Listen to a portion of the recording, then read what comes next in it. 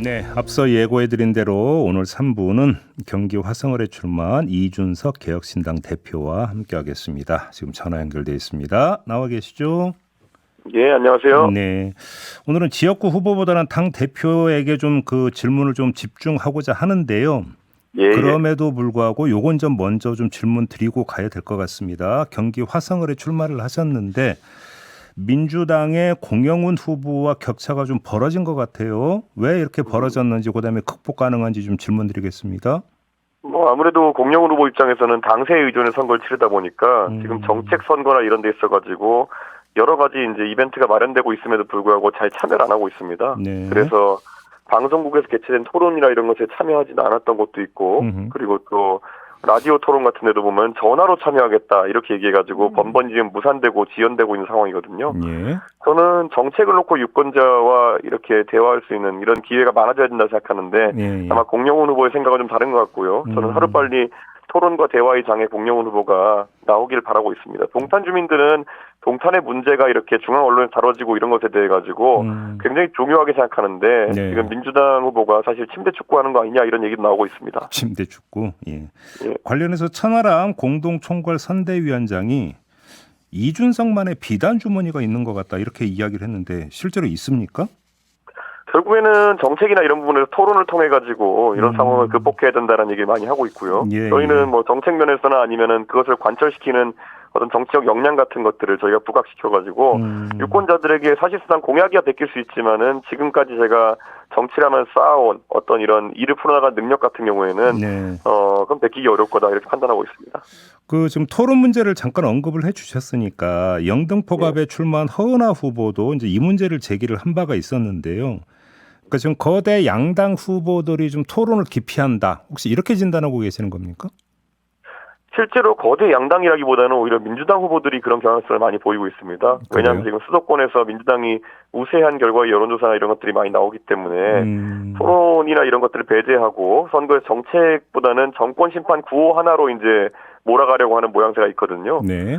그런데 개혁신당 같은 경우에도 정권 심판의 당당한 주체로서 그런 부분까지도 토론할 수 있는데 예를 들어서 지금 뭐 화성을 같은 경우에는 제가 주요 후보자로 되어 있고 대부분의 여론조사에서 2등을 하고 있는 상황 속에서 이렇게까지 유권자들이 궁금해하는 점에 대해 가지고 토론과 이런 여러 가지 방송 기회들을 지금 응하지 않는 것은 좀 이해하기 어렵습니다. 알겠습니다. 지금 관련될 수도 있는 것 같은 좀 범위를 확장을 하겠습니다. 이제 그 본격적인 선거 국면이 열리다 보니까 제3지대 신당이 힘을 못 쓴다라고 하는 게 일반적인 그 진단인 것 같은데요. 동의를 하시는지도 궁금하고 동의하신다면 그 원인을 어디서 찾고 있는지도 궁금합니다. 저는 윤석열 정부가 이번에 수도권 지역에서 큰 심판을 받을 거라고 이미 한 1, 2년 전부터 예고해왔거든요. 네네. 그런데 그 상황에 대해 가지고 결국 개혁신당이라고 하는 이 제3지대를 선도하는 정당 입장에서는 결국에는 개혁신당도 정권 심판의 주체로 인정받을 수 있느냐의 문제가 있는 거거든요. 아, 예. 많은 국민들이 잘 아시겠지만은 개혁신당에 있는 주요 멤버들은 윤석열 정부의 실정에 대해 가지고 꾸준하게 지적을 해왔고 네. 그리고 저 같은 경우에는 윤석열 정부에 의해서 많은 탄압을 받고 실제로 그런 제 개인적인 고초를 겪는 과정도 있었는데 그런 부분이 또 일부 유권자에게는 또 그렇게 받아들여지지 않는 부분도 있는 것 같습니다. 네. 그래서 지금 제3지대 개혁신당이 뭐 조국 혁신당이나 이런 곳은 조국 전 장관의 서사가 좀 다르지 않습니까? 그러다 보니까 주목을 좀 더 받고 저희는 아직 주목을 덜 받는 상황이다 이렇게 생각하는데요. 저는 정권 심판을 효율적으로 그리고 잘하려 그러면은 실제로 지금까지 정권 심판에 있어서 아픈 메시지를 꾸준히 내왔던 저희가 적임자라고 생각합니다. 그럼 바로 그 지점인데 지금 일반적 분석이 그 야권 성향의 유권자들 같은 경우 좀 민주당에 대해서 좀 답답함을 느끼는 유권자들 그다음에 민주당이 좀 부족하다고 생각하는 유권자들이 조국 혁신당으로 좀 몰리고 있다는 게 일반적 분석이지 않습니까? 그러면 예. 보수 진영 안에서 놓고 본다면 여권 안에서 윤석열 대통령이나 윤석열 정부에서 문제의식을 가지고 있는 좀 보수 성향 유권자들은 왜 그러면 개혁신당으로 몰리지 않느냐. 이 문제가 좀 해명이 돼야 될 것 같은데 어떻게 보십니까? 이 문제는? 실제로 보수 성향 유권자들 중에서 이미 상당수가 이탈했는데 정권 심판의 구호상 가장 선명하다 볼 수 있는 어쨌든 뭐 민주당까지 넘어가가지고 지금 보수 성향 유권자들이 갈 곳을 잃은 게 아닌가 이런 생각을 합니다. 실제로 대선 민주당 지지율을 쪽으로까지 갔다고 보시는 거예요? 그러면? 그렇죠. 실제 대선 지지율이나 이런 것들을 봤을 때도 네. 결국에는 뭐 민주당이 과거 득했던 지지율보다 더 총선에서 더 나오고 있는 상황이 나오고 있다 이렇게 좀 보고 있고요. 그럼 그 표는 어디서 났겠느냐 했을 때는 윤석열 정부에 실망했기 때문에 가장 강하게 돌아선 표들이 결국 민주당까지 정착하지 않았나 이렇게 생각하고요. 사실 지난 대통령 선거와 지방선거에서 저희가 소위 세대포이라고 하는 것들은 보수가 가진 그런 한계성을 확장하기 위한 여러 가지 방법이었고 네. 그 확장성을 상실한 이상 옛날의 보수는 자유한국당 정도의 이념으로 쪼그라들 수밖에 없는 상황이다. 이게 지금 한계점이겠죠. 그러면 왜 개혁신당으로 안 오고 민주당으로 갔을까요? 이런 생각이 듭니다. 결국에는 윤석열 정부에 대한 실망감이 너무 크기 때문에 네. 결국 그게 가장 윤석열 정부를 세게 심판할 수 있는 곳이 어딘가에 대한 그런 대안 경쟁을 하고 있고 실행력 부분을 좀 높이 사고 있다 이렇게 봐야 되는 거죠. 실행력도 있겠지만은 아무래도 거대 정당에 대해서 좀 더 강한 심판력이 있지 않을까라는 생각이 있는 것 같고 개혁신당 같은 경우에는 계속 이제 질문을 받고 있는 것이 결국에는 개혁신당의 그 주요 멤버들이 다시 국민의힘으로 돌아가서 정치를 할 거지 않을 거냐 이런 얘기를 많이 듣거든요. 예. 저는 개혁신당의 당대표로서 전혀 그런 계획은 없다. 그리고 전혀 그럴 생각이 없다라고 말씀드리겠습니다. 그러면 좀 종합을 한다면 결국은 이번 총선판에서 제3지대라고 하는 것은 거의 없다. 이 결론에 도달하는 거 아닐까요? 저는 윤석열 정부에 대한 심판 여론이 굉장히 거센 상황 속에서 결국 제3지대라는 것도 당연히 심판 여론의 일부분을 차지할 수 있다 이렇게 생각하고요. 저는 그래서 저희 개혁신당이 윤석열 정부가 사실 지금까지 민주당이 170석, 180석 의석을 가지고도 효율적으로 견제하지 못했거든요. 그러니까 민주당의 의석이 늘어나는 것보다도 오히려 개혁신당에 잘 보시면은 뭐 천하람 위원장부터 저까지 해가지고 모두 지금까지 방송이나 여러 가지 토론을 통해 가지고 아프게 윤석열 정부의 아픔을 잘못을 지적해온 사람들이 원내에 진입하는 것이 훨씬 더 정권 심판에 유리하다라는 것을 계속 어필하겠습니다. 전 지역구의 부분도 있지만 이제 그 정당 득표율도 있는 거 아니겠습니까? 비례 부분에 있어서 어떻게 그러니까 좀 기대하고 어떻게 전망하십니까? 저희는 지금 저희가 비례대표 후보군 같은 경우에는 뭐 1번으로 이주영 소아과 의사분을 지금 이제 공천을 했고요. 이분 같은 경우에는 기피과 그런 의사 아니겠습니까? 그럼 기피과 의사가 사실 기피과에 대한 대책을 지금 의료 대란에서 만들어내야 되는 것인데 오히려 의대 정원 문제라는 약간 좀 다른 방향으로 튀어가지고 오히려 의사와 정부의 대립 속에서 환자만 힘들어하는 상황이거든요. 저는 기피과 의사로서 그리고 새 아이의 엄마로서 그리고 저출산 문제에 대해 가지고 많은 이해를 하고 있는 전문가로서 저희 비례 1번 이주영 후보가 가진 선명성이 매우 뛰어나다 이런 생각을 하고 있고요. 뭐 천하람 후보야 뭐 말할 것도 없이 굉장히 지금까지 개혁적인 정치 역량과 또 뛰어난 또 그런 토론 능력들을 보여준 젊은 정치인이기 때문에 많은 지지가 필요하다 그렇게 생각하고요. 3번의 민주당 후보 같은 경우에도 기초과학 분야, 바이오 분야에 있어가지고 굉장한 그런 어떤 연구 업적을 가진 분이기 때문에 저희 비례 1, 2, 3번부터 해서 이런 후보들 같은 경우에는 굉장히 전문성을 갖춘 후보들입니다. 그래서 저는 꼭 이번에 유권자분들께서 비례대표 투표는 개혁신당에 한 표를 주셨으면 한다 이런 말씀 드리겠습니다. 알겠습니다. 지금 선거 슬로건으로 내일이 두렵지 않도록 당당히 맞서겠다 이걸 채택을 했는데 두려운 내일은 어떤 걸까요? 저는 이재명 대표와 윤석열 대통령의 약간 치킨 게임 같은 그런 정치가 지금 한 3년째 이어져 내려오고 있습니다. 저는 이분들에 대해 가지고 뭐 팬도 있고 안티도 있겠지만은 이분들에 대해 가지고 어떤 평가를 하냐가 대한민국 정치의 다가 아닙니다. 그런데 지금 대선과 지선이 그렇게 치러졌고 총선도 그렇게 치러질 가능성이 있어 보입니다. 하지만 저는 미래의 문제들, 예를 들어 연금 개혁부터 그리고 저희가 언급했던 병역 부족 문제라든지 이런 것들, 저출산 고령화에 따른 복지 문제라든지 이런 것들을 제때 저희가 건드리지 않으면은 결국 일본의 잃어버린 30년이라든지 아니면 여러 유럽병이라고 하는 이제 이런 문제 겪고 있는 유럽 국가들 같이 저희가 장기 침체에 빠질 수 있다는 생각을 합니다. 그렇기 때문에 뒤에 이제 두렵지 않도록 당당하게 정치하라 그러면은 저는 이런 부분을 용기 있게 다루는 개혁신당이 조금 더 많은 지지를 얻어야 된다 이렇게 생각하고 있습니다. 알겠습니다. 당내 이슈 몇 가지 좀 여쭤볼게요.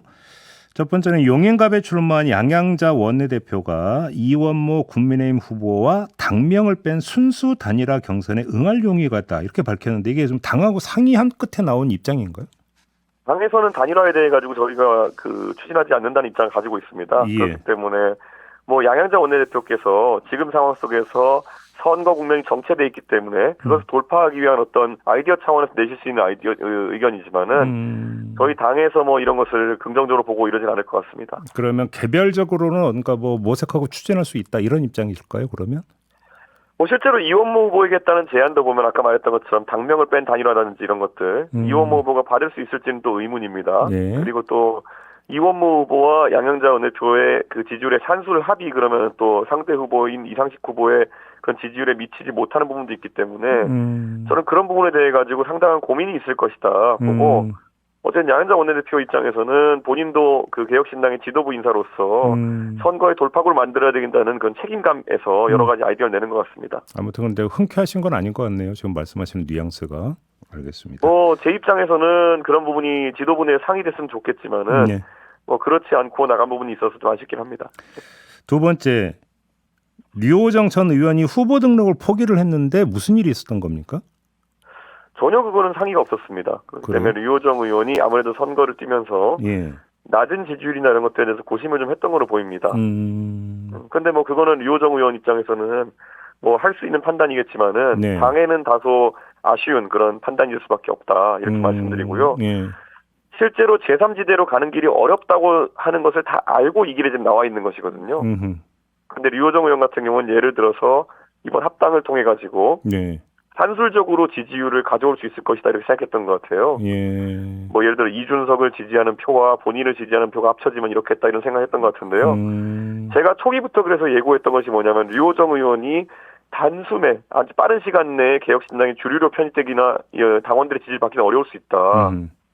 그게 냉정한 분석이었는데 실제 그렇게 된 것이겠죠. 네. 알겠습니다. 또 하나의 관심사 천하람 후보 있지 않습니까? 갑자기 예. 비례 후보로 결정이 됐습니다. 이 과정은 어떻게 됐던 겁니까?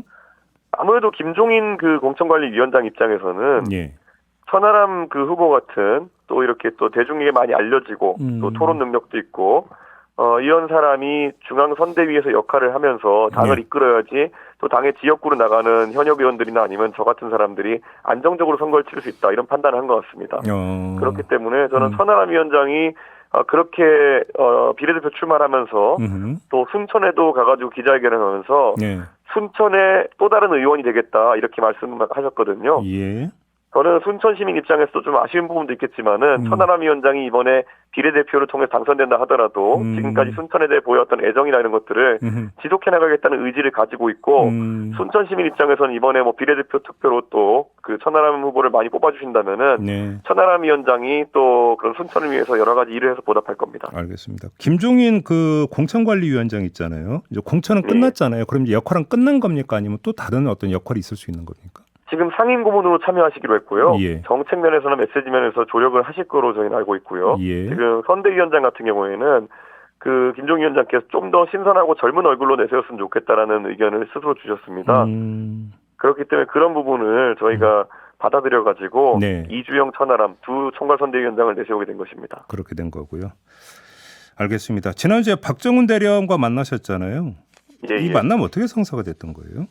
박정훈 대령의 공판 일정이라고 하는 것은 이미 공개되어 있었고요. 예. 저는 박정훈 대령에 대해서 지금까지 꾸준한 지지를 보내왔기 때문에 박정훈 대령의 공판이라는 그 중요한 일정이 있어가지고 제가 함께하고 싶었고 실제로 찾아가가지고 제가 공판 참석까지 했던 겁니다.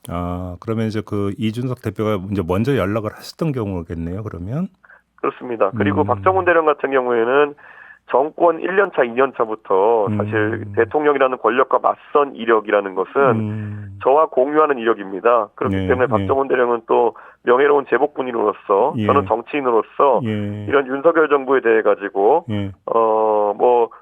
박정훈 대령 같은 경우에는 전혀 어떤 정치적인 투쟁이나 이런 거 할 의도는 없어 보입니다만은 스스로의 명예를 되찾기 위해 가지고 계속 노력하겠습니다. 연관되는 부분이 이제 그 이종섭 호주 대사 문제 있지 않습니까? 예. 약간 이제 그 소관 국면에 들어갔는데 어떻게 정리가 돼야 된다고 생각하십니까? 저는 이종섭 호주 대사라는 분이 결국에는 삼성 장군 출신이에요. 그리고 국방장관까지 보내신 분이기 때문에 저는 이분이 명예로운 판단해야 된다 이런 생각하고 있습니다. 당장 최상병의 안타까운 죽음도 그렇고 지금 박정훈 대령이 지금 이렇게 수사받고 재판받는 것도 국방장관이었던 이종섭 장관 입장에서는 굉장히 불명예스럽게 생각해야 되는 거거든요.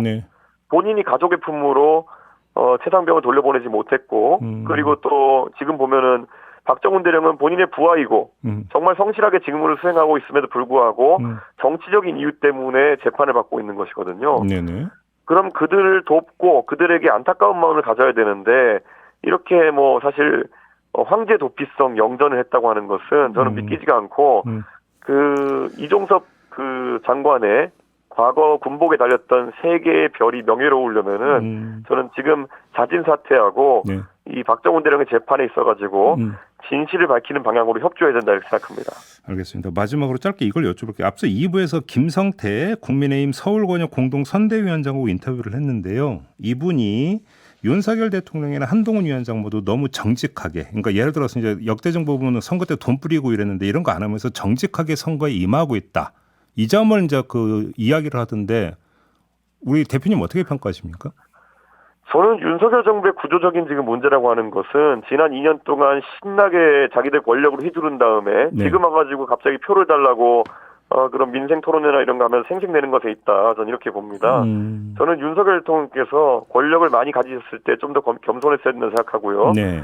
최근에 여당 지지율이 잠깐 올라오는 모습을 보이자 속된 말로 바로 고개를 이렇게 들어가지고 국민들이 의사에 반하는 아까 언급됐던 이종섭 네네. 그 대사 임명이라든지 이런 예. 걸 진행하면서 예. 아 여기는 권력을 주면은 언제든지 고개를 쳐드는 그런 곳이구나라는 인식을 심어준 게 크다 이렇게 보고 저는 개혁신당이 그런 행태를 잘 심판하도록 하겠습니다. 그러면 한동훈 위원장도 한계가 있다. 리더십이나 어떤 총선판에 미치는 영향이 이렇게 진단하시는 거고요. 제가 한동훈 위원장이 처음에 이제 등장했을 때 네. 황교안 대표와 공유하는 부분이 너무 많은 것 같다 이렇게 말씀드렸는데요. 선거 중반에 본인이 고민했어야죠. 왜 나는 자꾸 시장에만 가게 될까? 왜 동선을 자꾸 시장에 잡아놓을까? 왜 지난주에 TK를 또 가라고 했을까? 수도권이 비상인데 이런 것들에 대해 가지고 본인들이 능동적 판단했어야 되는 건데 그렇지 않고 누군가가 짜준 동선, 짜준 메시지로 선거를 치르다가 결국엔 지금의 어려움을 겪게 된 게 아닌가 이런 생각합니다. 알겠습니다. 자, 말씀 여기까지 들어야 될 것 같네요. 고맙습니다, 대표님. 네, 감사합니다. 네, 이준석 개혁신당 대표였습니다.